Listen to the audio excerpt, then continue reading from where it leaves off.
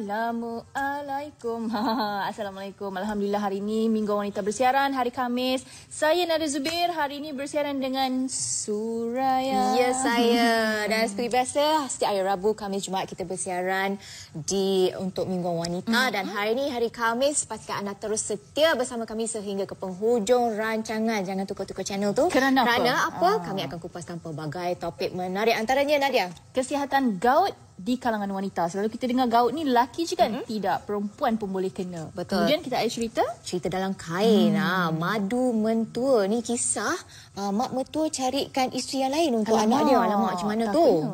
Jadi jika ada sebarang info, macam biasalah kita share dengan anda. Mungkin ada pengalaman, nak cerita atau nak tanya soalan. Ada kawan yang kena macam tu, madu bertua ke? Ada kawan perempuan kena gout ke? Nak tanya dengan doktor kita? Boleh ke media sosial kami, Twitter dan Instagram @mingguanwanita, Facebook Mingguan Wanita, email pun Mingguan Wanita, response@mingguanwanita.my. Juga teruslah boleh telefon kalau anda bersama-sama dengan kami 03-899-41657. Betul. Sebelum kita berbincang dengan lebih lanjut lagi tentang topik pertama kita iaitu gout di kalangan wanita, apa kata kita saksikan dahulu paparan ini. Saksikan.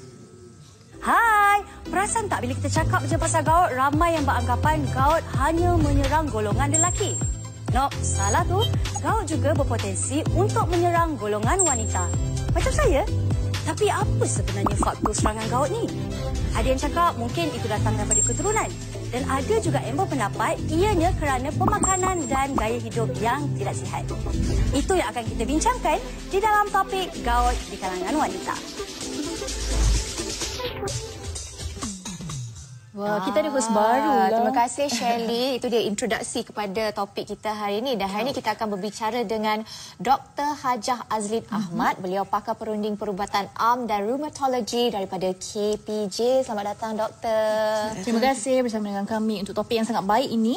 Satu informasi yang sangat baik untuk semua penonton supaya mereka mengetahui bahawa wanita juga berpotensi untuk mendapat gout, bukan sahaja di kalangan lelaki. Jadi tadi kita dah bualkan dengan doktor, mungkin di awal perbincangan kita doktor nak definisikan dahulu gout itu sendiri, penyakitnya bagaimana? Okey, Assalamualaikum. Waalaikumsalam. Kalau kita tengok gout ni bukanlah satu perkara yang luar biasa di masyarakat kita. Bila kita sebut je gout, rasa-rasa ramai yang tahulah ya. Dan gout ni sebenarnya adalah salah satu penyakit yang tertua sebenarnya ya, di dalam sejarah perubatan. Yang mana kita kesan dia lebih daripada 2000 tahun yang lalu, sejak zaman Yunani lagi. Jadi kalau kita cerita gout ni yang menakutkan kita sebab jumlah pesakit tu makin lama makin bertambah. Tak kira usia, tak kira status pesakit tersebut. Kita tidak ada status yang kita kata statistik rasmi Malaysia lah ya. Tapi apa yang kita boleh lihat kalau kita tengok secara global, terutama di negara barat lah, yang mana terdapat lebih kurang 100% daripada populasi barat ni mengidap penyakit gout.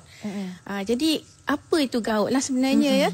Kalau kita tanya, gout ni sebenarnya adalah penyakit yang kita panggil radang pada sendi yang disebabkan oleh pengumpulan uric acid pada sendi tersebut. Dan dia adalah salah satu arthritis ya, yang kita panggil metabolic arthritis.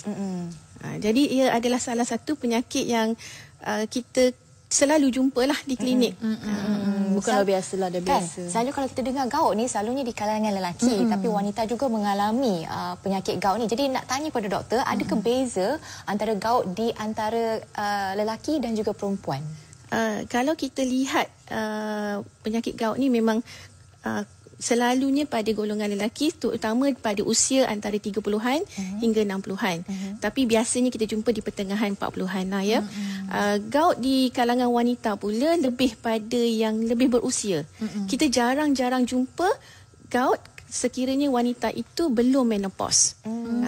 Kerana wanita yang belum menopause ni dia ada hormon estrogen ya. Jadi hormon estrogen ini membantu dalam perembesan atau penyingkiran uric acid dalam darah kita. Okey, doktor, sampai di tahap mana kita nak pastikan yang gout kita itu berada di tahap yang bahaya? Jadi kita kena lihat dululah dari segi tahap uric acid dalam darah kita. Kalau ikut normal ni, tahap uric acid kita tidak boleh melebihi 360 milimol per liter. Jadi bila uric acid tu berlebihan, yang itu yang memainkan peranannya. Kerana uric acid yang berlebihan yang tidak dapat dirembeskan melalui air kencing tu akan berkumpul kepada 3 ya. Satu, jika ia berkumpul di sendi kita dia membentuk gout. Kedua, jika ia tidak dapat berkumpul di buah pinggang, dia akan membentuk apa yang kita panggil batu karang lah. Dan juga uric acid ini juga adalah salah satu kita panggil pro-oksidan, salah satu faktor yang boleh menyebabkan penyakit kardiovaskular lah, seperti sakit jantung dan juga stroke. Dia berkait semua. Jadi uric acid ni sebenarnya, bila cakap uric acid, gout ni bukanlah benda yang baik dalam badan kita lah. Okey, kalau kita sebagai seorang wanita, kalau kita nak tahu kita ni berisiko mendapat gout ni, apa antara tanda-tanda yang kita perlu perhatikan? Macam Nadia tadi cakap, dia dah rasa kebas-kebas ke ibu jari dia, doktor. Jadi adakah itu tanda-tanda ataupun macam mana? Okey, kalau untuk Nadia tu mungkin tidak lah, sebab kita kata dia lebih berusia lah. Jadi okey tak bukan gout, Nadia. InsyaAllah tidak. Okey, sebenarnya tanda-tanda atau simptom-simptom gout ni adalah sakit yang secara mendadak. Katanya salah makan sikit malam tadi, esok pagi bangun dah bengkak, dah sakit. Sakit yang amat sangat. Selain daripada sakit, dia bengkak, merah, dan kadang-kadang kita tidak boleh berjalan atau tidak boleh bergerak. Sendi tersebut kaku lah disebabkan sakit tu. Itu tanda-tandanya lah ya. Tapi macam kita cakap tadi, wanita selalu jarang dapat sebelum menopause. Walaupun kita ada kes-kes terperinci yang kita dapat penyakit gout di usia yang muda, tapi selepas menopause tu adalah kita kata kita ni sebagai wanita kita kena tahulah uric acid kita, level kita kat mana, supaya kita berjaga-jaga ya. Selalu kan macam doktor katakan tadi, kalau kita bengkak ataupun sakit di bahagian kaki, tetapi sebenarnya gout ni bukan saja di bahagian kaki saja kan doktor? Mungkin doktor boleh jelaskan sedikit. Okey, gout ni dia boleh berlaku di mana-mana sendi lah. Kalau ikut kat badan kita ni, kita ada 64-68 sendi sebenarnya. Tapi gout selalunya terjadi 90% nya kejadian gout pertama terjadi pada ibu jari kaki pertama. Okey, tapi dia boleh juga kerap berlaku di pergelangan kaki, tumit kaki dan siku lah. Kadang-kadang kita jumpa juga di bahagian jari dan pergelangan tangan. Di mana kalau wanita, sebab wanita ni dia dapat gout pada usia yang lebih berusia. Jadi selalunya kita akan dapat pada jari-jari lah. Dan kadang-kadang dekat jari lah maksudnya. Jari, pergelangan tangan. Tapi ada juga di kaki. Yang itu kadang-kadang bila kita pesakit datang, dia boleh kita jadi macam keliru, okey, sama ada betul ke gout ataupun penyakit arthritis yang lain lah, contohnya osteoarthritis. Bila gout tu attack pada sendi-sendi di jari. Okeylah, bila kita dah tahu tanda-tanda tadi, kita pun nak tahu juga punca dia selalunya selain mungkin genetik ke ataupun makanan ke, doktor? Bagaimana? Okey, penyakit gout ni selalunya berkaitan dengan penyakit diet, especially lah pemakanan kita ya. Pemakanan kita yang mengandungi apa yang kita kata kandungan purin yang terlalu tinggi, yang mana purin ini kemudiannya akan diuraikan menjadi uric acid lah dalam badan. Jadi pemakanannya, kalau kita makan terlalu banyak makanan yang mengandungi purin. Okey. Kedua, faktor genetik possible ya, terutama pada mereka yang mendapat gout pada usia yang muda. Jadi kita kena lihat sama ada genetik, masalah genetik atau tidak. Ketiga, penyakit-penyakit yang berkaitan lah. Contohnya kencing manis ya. Sebab kencing manis ni akan menyebabkan proses untuk uraian dan perembesan uric acid itu terganggu. Penyakit lain seperti penyakit buah pinggang lah, yang mana ia akan mengganggu sistem dalam badan kita untuk merembeskan uric acid tadi. Penyakit lain seperti darah tinggi lah. Okey, kita nak tanya doktor lah sebentar lagi. Makanan yang menjadikan punca ataupun cara pengambilan makanan yang salah tu, mungkin penonton pun nak tahu apa jenis makanannya yang mereka ambil yang salah tu. Jadi kita berehat seketika, pastikan anda jangan ke mana-mana, kembali selepas ini.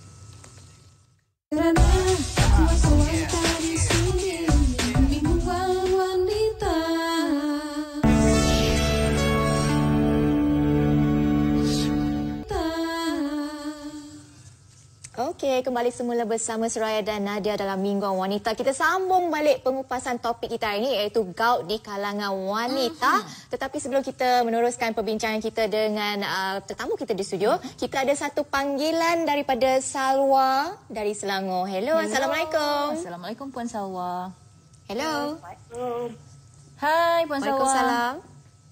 Ada sebarang persoalan?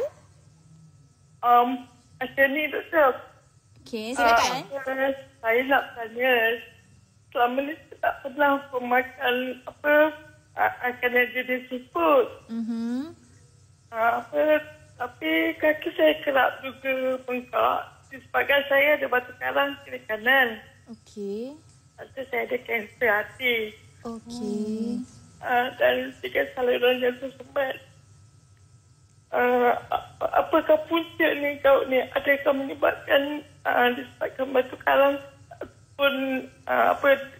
ataupun dari kena kanser? Okey, itu saja persoalannya Puan Salwa. Saya dah alami dah 3 tahun. 3 Okey, tahun. Puan Salwa, sebelum tu saya nak tanya, ada buat pemeriksaan doktor? Ada buat pemeriksaan doktor, tapi doktor kata kemungkinan disebabkan saya ada penyakit lain kan. Mungkin dia menyebabkan benda tu lah. Menyumbang kepada gout. Menyebabkan kaki saya gout. Okey. Doktor, mungkin ada sebarang persoalan untuk Puan Salwa? Kita tanya Puan Salwa. Puan Salwa tahu tak bacaan uric acid dalam darah Puan Salwa? Saya buat masa ni, saya memang ada darah tinggi. Darah tinggi saya dalam 200, kadang 100 lebih. Sebab saya sekarang ni pernah makan ubat darah tinggi pun dah 6 jenis. Okey, Puan Salwa ada tanda-tanda bengkak dan kemerahan tadi itulah pada kaki atau pada anggota lain? Dia cuma kena kata saya bengkak je lah. Dia macam besar kan. Okey. Terima kasih Puan Salwa. Kita cuba tanyakan pandangan daripada doktor. Okey, salam. Terima kasih Puan Salwa. Okey, soalan yang agak menarik kerana terlalu banyak kata penyakit yang berkait ya. Jadi kaki bengkak ni kita kena pasti sama ada dia bengkak air ke ataupun dia bengkak pada sendi. Jika kalau kita ada gout ni dia bengkak pada sendi lah. Kalau bengkak keseluruhan tu kita kena tengok untuk macam kes Puan Salwa ni, dia mengidap beberapa jenis penyakit yang boleh menyebabkan kaki tu bengkak. Tadi dia sebut jantung dia tersumbat, buah pinggang bermasalah dan juga masalah pada hati. Jadi tiga-tiga benda ni pun boleh membuat kaki tu bengkak. Jadi bengkak itu kita kena identify atau kena tahu bengkak disebabkan bengkak air, disebabkan penyakit tadi ataupun bengkak sendi. Ada perbezaan di situ sebenarnya. Kalau Puan Salwa mendapat gout, ikutkan banyak faktor juga disebabkan dia mempunyai penyakit yang kita kata buah pinggang tadi. Kedua, ubat-ubatan lah. Jadi ada beberapa jenis ubat-ubatan, terutama ubat-ubatan darah tinggi ni boleh juga menyebabkan atau menyumbang kepada gout. Jadi kena tengok kat situ lah ya. Kalau dalam kes macam tu macam mana solusinya doktor? Jadi selalunya kita akan melihat sejarah pesakit tersebut. Kita akan tengok yang mana satu kita akan ubati. Kaki bengkak disebabkan penyakit asalnya ataupun gout lah. Kalau gout tu berkaitan dengan ubat darah tinggi tu, jadi kita kena tukar. Mungkin Puan Salwa kena follow up lah, check up dengan doktor kan, buat pemeriksaan. Diharapkan jawapan doktor hari ini dapat membantulah sedikit sebanyak dengan perubatan ataupun rawatan Puan Salwa sendiri. Baiklah, kita teruskan perbincangan ni. Kita tanya kepada doktor hari ini, setakat ni di dalam Malaysia terdapat peningkatan bilangan pengidap gout di kalangan wanita. Adakah ini benar atau tidak, doktor? Okay. Secara rasminya kita tidak ada statistik ya daripada Malaysia lah.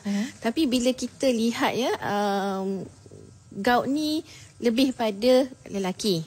Dengan nisbahnya sekiranya mereka berumur 45 tahun dan ke atas lah. Nisbah lelaki kepada wanita lebih kurang 9 dalam 1. 9 orang lelaki baru kita jumpa 1 wanita. Namun apabila wanita itu lebih berusia lah, lebih daripada 65 tahun ataupun mencecah usia yang kita panggil selepas menopause, kita akan dapat tahu golongan wanita ni dah lebih kerap berjumpa doktor disebabkan gout. Dengan nisbahnya dalam 3 dalam 1. Jadi peningkatan di situlah ya. Saya ada satu artikel yang agak menarik yang saya rasa kita kena share lah ya. Ada satu kajian yang dibuat di Hospital Seremban, unit rheumatologi. Walaupun ia adalah kajian yang terperinci, tapi dia melihat golongan kaum mana yang mendapat gout ya. Jadi daripada kajian tersebut terdapat lebih kurang 72% adalah orang Melayu. Berbanding dengan 20% orang India dan juga 8% kaum Chinese, Cina ya. Dia juga menyebut bahawa kaum wanita dengan banding lelaki dengan wanita, ratio dalam lebih kurang 8 dalam 1. Lelaki dalam 8, wanita 1. Ya. Walaupun kajian tersebut kecil, tapi ia boleh menggambarkan yang kajian tu lebih kurang sama kajian kita dan juga di luar negara lah. Jadi kita tengok di situlah memang wanita tu lebih banyak bila berusia. Macam doktor cakap tadi, eating behavior kan mungkin yang menyumbang pada faktor gout ini. Mungkin jenis pemakanan yang bagaimana tu doktor? Okey, kalau kita lihat gout ni kan kita cakap is a disease of a kings. Kenapa king? Sebab dia ni berkait rapat dengan kemampuan seseorang itu mendapat makanan yang berkhasiat. Kalau dulu-dulu kita cakap memang raja-raja lah, orang bangsawan. Jadi dia mengambil pemakanan yang berlebihan lah, yang mengandungi terlalu banyak purin ni. Antara pemakanan yang mengandungi kandungan purin yang tinggi? Contohnya seperti organ-organ dalaman haiwan lah. Contoh kita makan nasi lemak dengan paru, dengan hati, pedal. Campur pula kita makan ikan bilis. Ikan bilis tu pun mengandungi tinggi purin jugalah. Kekacang, makanan kekacang antara penyumbang utama jugalah. Salah satu lagi adalah seafood lah, ataupun makanan yang bercengkerang. Ini juga mengandungi banyak purin lah. Yang boleh menyebabkan gout. Jadi kita kena kurangkan makanan yang mengandungi purin ni, Nadia. Hari-hari makan udang. Okeylah, tak nak dah udang, ikan bilis, no. Kan. Okey, apa pula tindakan yang boleh diambil ketika seseorang itu diserang gout? Mungkin ada langkah-langkah ataupun pemakanan yang digalakkan jika seseorang itu mempunyai gout untuk mengurangkan rasa-rasa bengkak ataupun sakit dia. Okey. Selalu pesakit tanyalah kan, bila kita dah cakap makanan ni tak boleh, makanan ni tak boleh. Dan dia pun tanya, habis apa saya boleh makan? Kaki saya sakit ni doktor. Okey, sebenarnya ada beberapa jenis makanan yang boleh membantu kita ketika diserang serangan gout ni lah ya. Contoh-contohnya makanan yang tinggi vitamin C lah. Contohnya seperti orange dan lemon nenas antaranya lah, sebab vitamin C ni membantu untuk menyah toksikkan uric acid tersebut ya. Makanan lain seperti yang kita biasa ada kat dapur lah, kunyit, halia ya, cili, antara benda yang boleh meredakan sakit ketika kita diserang gout lah. Jadi selalunya bila kita dapat serangan gout ni, ada dua benda yang kita kena lihat lah. Rawatan jangka masa pendek dan rawatan selanjutnya. Jadi selalunya bila kita sakit, kita boleh ambil painkiller lah untuk mengurangkan sakit. Kita boleh letak ice pack di bahagian sendi yang bengkak ya. Ketiga, kita mestilah berjumpa doktor lah untuk mendapatkan rawatan yang khusus. Okey, sikit doktor, di hujung segmen kita ni, ada pesakit yang dapat gout dia pergi urut. Adakah itu betul atau salah? Soalan yang menarik tu ya. Sebenarnya kita tak galakkan ya, sebab kita tak pasti ya. Kadang-kadang gout tu dia boleh berada di apa yang kita panggil tendon ya. Takut nanti kita urut, tender salah, putus pula. Jadi masalah lain pula lah. Jangan urut. Itu dia. Dan terima kasih doktor sebab perkongsian hari ini tentang masalah gout di kalangan wanita. Walaupun wanita jarang-jarang mendapat gout ni, tapi kita perlu juga orang kata berhati-hati dengan pemakanan kita, terutamanya Nadia jangan makan banyak sangat ya seafood. Tak nak dah masak ikan bilis. Betul. Okeylah. Baik, Minggu Wanita ingin berehat seketika. Terima kasih sekali doktor atas segala info yang sangat bermanfaat untuk kami semua. Kita pun belajar benda baru hari ini, gout. Baik, jangan ke mana kerana selepas ini kita akan saksikan sebuah perkongsian di dalam segmen Kisah Masyarakat. Kembali lagi selepas ini. Jangan ke mana-mana.